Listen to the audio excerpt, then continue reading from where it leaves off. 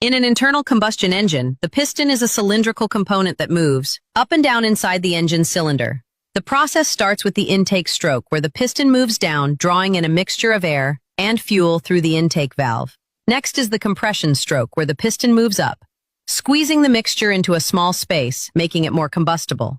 Then comes the power stroke. The spark plug ignites the compressed mixture, creating an explosion that forces the piston downward, generating mechanical power. This motion turns the crankshaft, which ultimately drives the vehicle's wheels.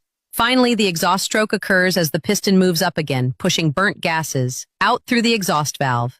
This four-stroke cycle, intake, compression, power, and exhaust, repeats rapidly, producing continuous power. The precise movement of the piston, combined with valves and ignition time